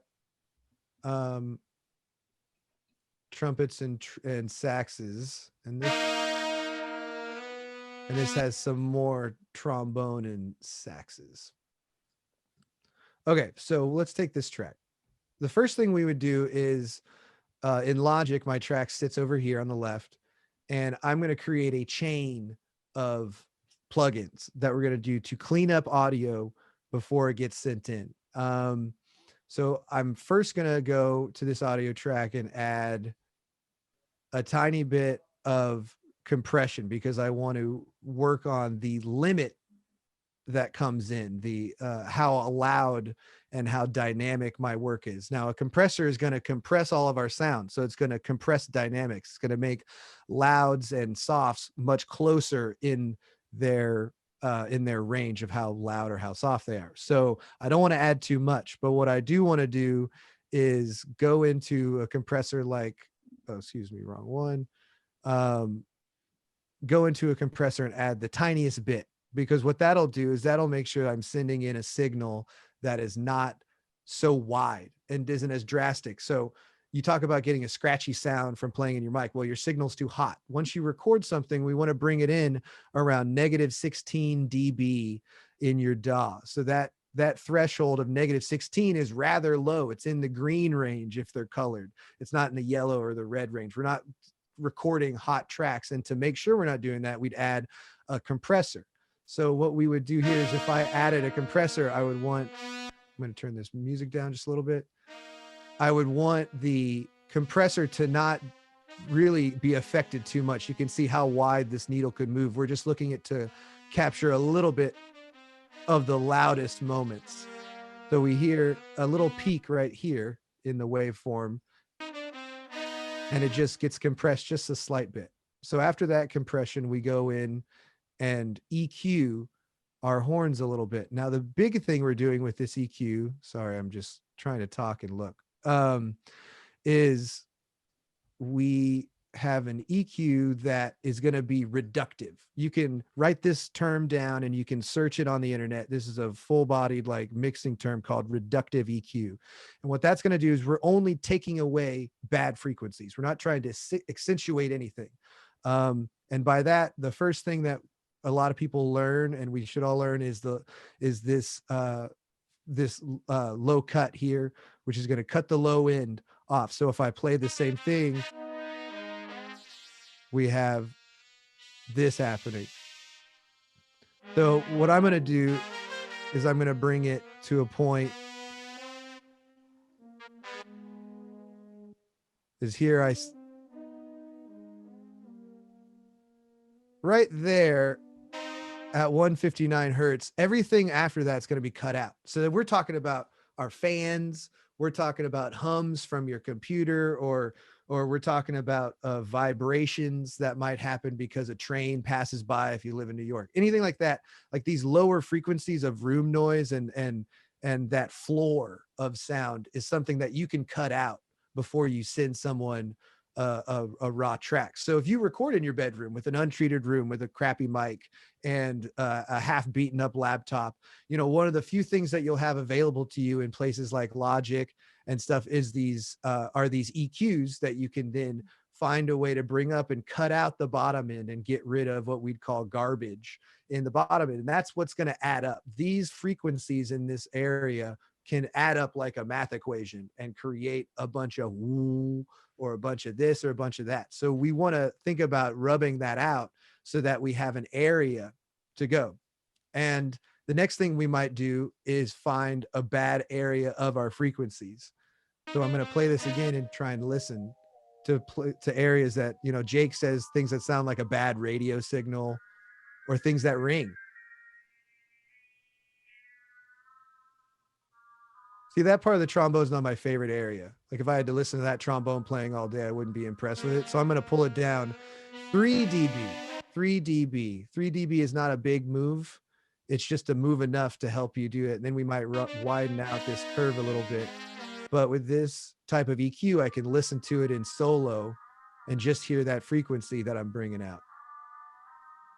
And if we start to A-B it, if I bring this down like way big, we can really hear a difference in the A-B today.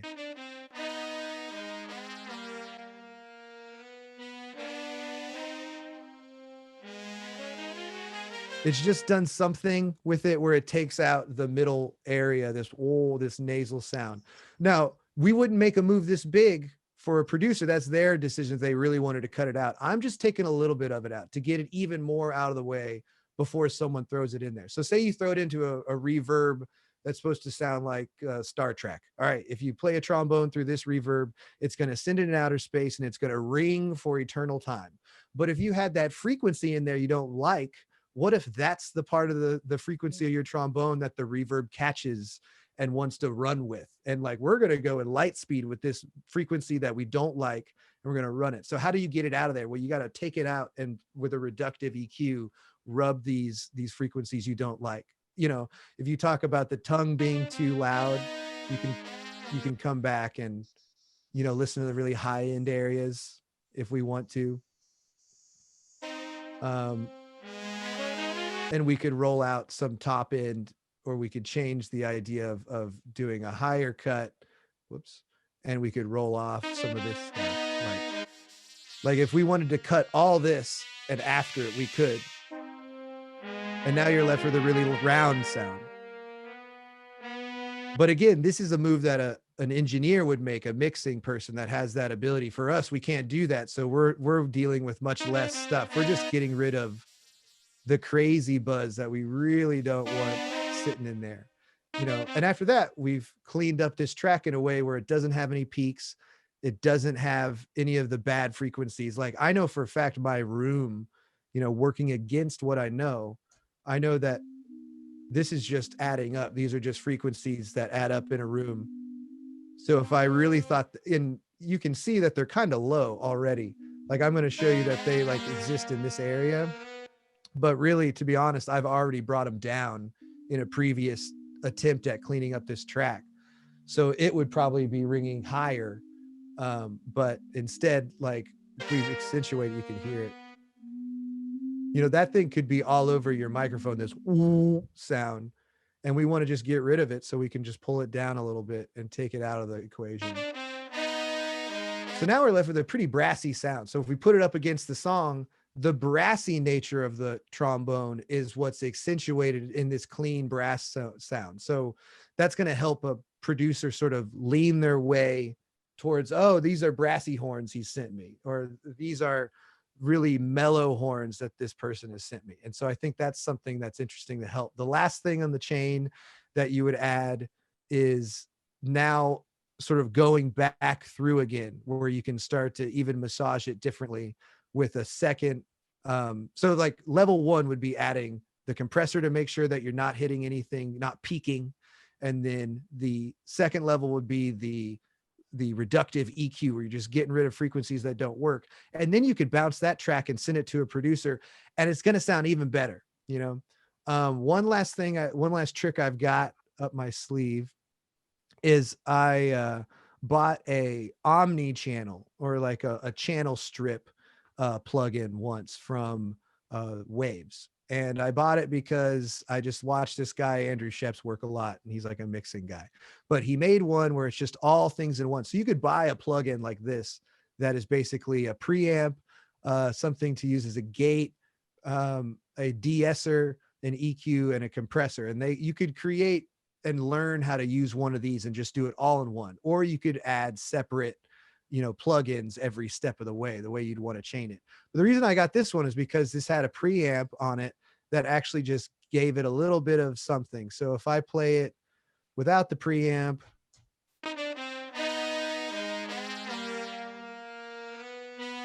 sounds fine. If I turn this preamp on, it's going to give it the slightest bit of saturation. It would be like adding butter on top of biscuits when they come out of the oven. It doesn't, you know, they're already going to be a biscuit, but it's like you just added this slight bit of saturation on the top of it. So here's it playing. I roll it up. It's just something. Now I'm not peaking it to 100. That they could choose to over exaggerate it if they want. But for me, I'm just adding the slightest bit. If you had hardware, meaning like your Apollo Twin, I think that's what you use, Matt. I use an interface, a Focusrite. But if you had a piece of hardware, which is a preamp, which is going to give you power to these microphones and send those signals into your other piece of hardware or into an interface, which makes it digital audio, these preamps have a lot of vibe in them, depending on how good or bad they are. So if you buy a cheap interface, the preamp doesn't have as much cool stuff. It's more McDonald's. But if you buy like a real piece of hardware, you know, Jake sent all my tracks through his preamp that was a real piece of preamp. And that takes time because you have to run it every single track through like an old printing press. You know, you have to run it through. But for me, we've tried to figure out a better workflow, and we found out that the saturation that we got from this plugin that I had bought on sale or something, you know, the saturation right here added enough vibe that it would save us time if I did it on my end and sent it to Jake, and Jake didn't have to go in and run my horns through a preamp to get that butter. It's like just putting butter on top of the biscuit. He's like, man, every time you email me something, I've got to manually do it. Whereas like you've got a plug in on your instrument or on your computer that we can just send it through like a machine, and it's all buttered all of a sudden, you know? So we started doing that, and that's how I took over some parts of my workflow. But to stand alone, when I send raw tracks to people, I want to send the best sounding raw tracks I can. So I started doing this for everybody, you know, and to be honest, the big secret of the day for you brass players is I don't tell everybody that I do it, because it's not important now that I know what I'm doing on a level of cleaning up some tracks and taking out things I know they don't need for their mixing process, like the bad frequencies in my room, or I could add a little bit of preamp saturation, because are they going to take time to add that saturation for me on all my horns? They might not. But if I have the ability to create something better, I can now have something that we get an A-B. So let's A-B it one last time. Turning off the reverb too. Here's dry.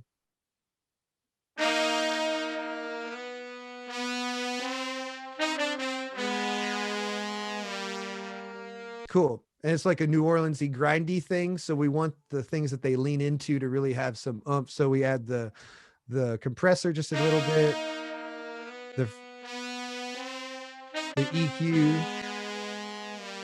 and then this preamp at the end.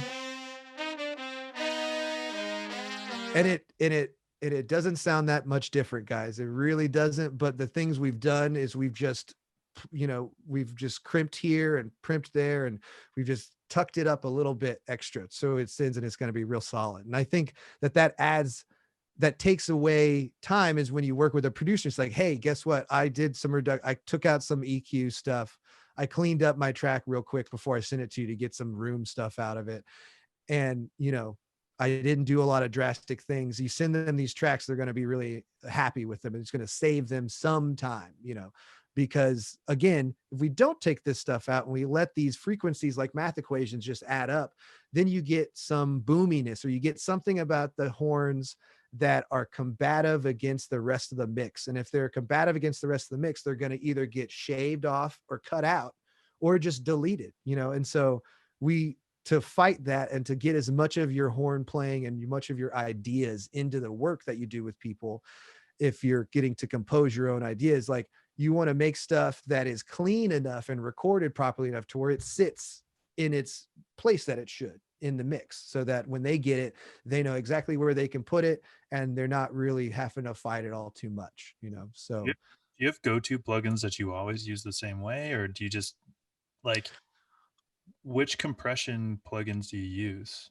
Okay, so real quick, this compressor is it's like the CLA 2-way is an emulation of a real piece of hardware. This compressor, this 2-way compressor, basically I like to use these type of compressors because if you had a real one, this is, of course, I'm working in software. So if I had a real compressor, this thing, the electronics inside of the wiring gives it saturation. It gives it a vibe. And it does a very simple tool where it just creates a threshold of volume and turns it down. I think you can get a lot of work done in the plugins that Pro Tools, or excuse me, Logic provides. So if we went to their dynamics area, that's where they leave their compressors. This basic compressor that they have does a lot of things, and it can do a lot of things for your sound. You just have to learn what every knob does and train your ears to hear compression happening or not happening. So I don't want to say that you need to go out and buy a whole line of plugins, but as you start to buy plugins, you buy them for certain advantages. The compressor game, there's tons of compressors that are all emulations off of old real pieces of hardware. But this frequency thing that I get to use called Fab Filter is just amazing. Jake put me on it, and I've gotten to work on it, that you can actually solo these frequencies, whereas the same, I've never seen that before. Yeah, the same device that Logic provides, it doesn't have that soloing ability. So you're going to have to listen to stuff with everything playing in the horn part. You don't get to solo stuff. So I would say the Fab Filter EQs, I need to buy more of them on my own myself. And then these compressors that are made by Waves are great. If you buy an Apollo Twin, you get to use Universal Audio plugins at that point because they're based with their own hardware. So Universal Audio plugins are great. They make the same emulation of this 2A, but they might actually design it better. So it might actually be a better piece of software than this piece of software. So, there's a million plugins out there. I would say that I was taught to buy them at Christmas time for Black Friday. So the Black Friday sales for the software is just a great time of year to purchase stuff because everything's so on sale compared to what they might be regularly priced. But I will say that Waves plugins make great compressors. This Sheps Omnichannel is also a Waves thing. I bought a lot of Waves because I don't own Universal Audio stuff yet, and I can't use those software products until I own a piece of their hardware. So with that in mind, I've kind of did the dive into buying Wave stuff because, I can just keep it all under one shelf. And then Fab Filter was great. I would say the other thing is, if you're going to start playing around, is to play around with the Sound Toys plugins. Sound Toys is a company that makes a bunch of plugins here. This is in a glimpse is something where you can get a lot of effects. All these plugins that come in the Sound Toys bundle do things like add echo effects. They do frequency. They do some things like, instead of adding a preamp, you could add something like Decapitator, which is going to add saturation like in a fun way. If I just press play here and then bring up Decapitator.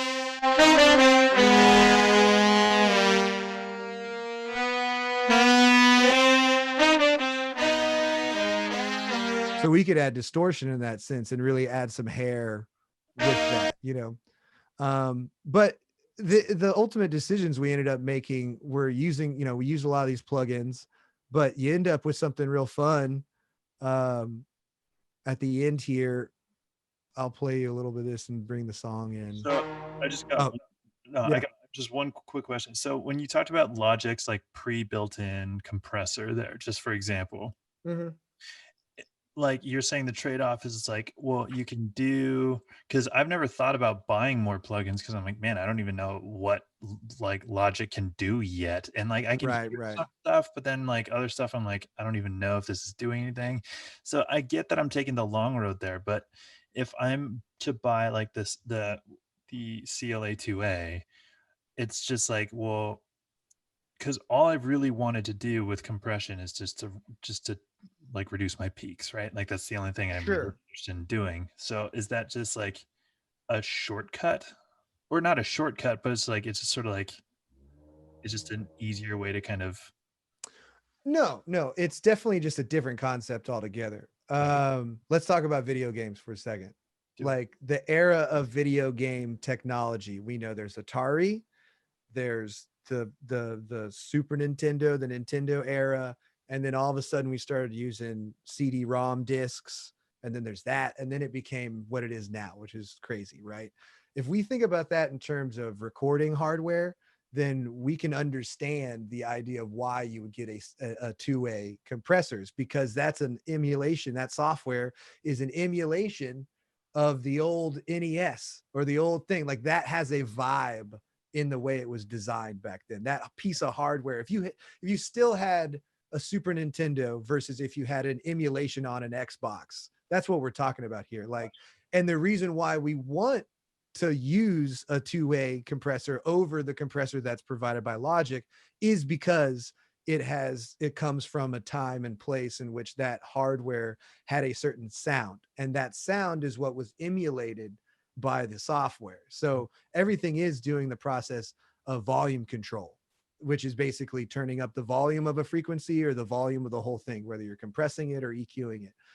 But in the case in point is, you start to do research to find out why people use this sort of stuff and what it can do for you. And then at the end of the day, it's just a big ear training exercise. As you get more into it, you can see that, like, I can look back at old tracks that I recorded at this same house when I first moved in here, and I can listen to tracks I make now, and I can hear a stark difference in the stuff that I delivered.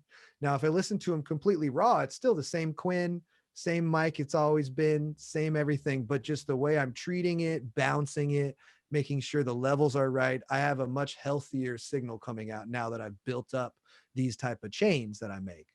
And yeah, so I would say that the final word on compressors and buying plugins is, there's so much research out there. There's so many videos you can watch about how to use certain things and how people use them. When do they use them? Why do they use them? And if you spend time learning about the production area, you can take more responsibility, because that's what it is just bringing up a trust issue between you and the person you're working with. And if they can trust you to do something, then it can help them in their process, save them time, allow you to take more responsibility, feel better about it. And then when you take that type of job list that you do when you do work with someone, now you're not just creating your pricing based on, I'm recording because I know how to play trombone. You're doing it because I know how to play trombone. I know how to record myself and engineer myself. So that's a part of the pricing. And now on top of it is I know how to make sure I'm sending them really clean tracks and doing a little bit extra work. So it should make you feel more confident to, you know, ask for those rates that you drive for, you know, higher rates in a sense, because you do not only more work, but better work. And Yep. it stands out compared to other people's work that they send in. That's interesting. That's really interesting. But yeah, that was the thing I wanted to get at, that reductive EQ, that little chain is, I think, something really important to take away from today, is to open your idea that you can clean up your tracks without affecting the sound. And then you send it to a mixer and they'll take it to like a playground that you've never thought of, you know, let them do that. But you could actually do a little bit of work on your end if you think that it'll set you apart. So yeah, I feel like we could do a whole separate one of these discussions just on like taking from start to finish, recording a bit of brass and how you clean it up from there down, because there's so much good information you guys have been discussing back and forth, and you know what questions to ask each other. But it's a very interesting process. And yeah, there's so much. What's different today about than when I was growing up as a brass musician is you can take so much more ownership of your final project. You know, back when I was in college and we were making our own, you know, recording tapes, like you hired somebody else to make a high quality recording because Totally. this wasn't all this here. And now you really have the opportunity to be in control of from start to finish of the project, and then advertising it. And you know, you can be the center of everything, which is great if you can learn how to utilize all the tools. And a lot of clients too, like they're as self-taught as we are, you know, like, and like I know like we went to school for X, and like I know Quinn, you went to school for like production and stuff, but like there's a whole bunch of people, like especially in some of these video game soundtracks that they've done, where it's like they've never they were never trained on how to like scale a product like that, right? So it's like the more that you the more value that you can create up front, like it just saves them time and energy, and like it really does create an opportunity for like um just like a longer working relationship, even just beyond the actual job you're doing. But Yeah, for sure. Mm-hmm. Well, thank you so much, you guys.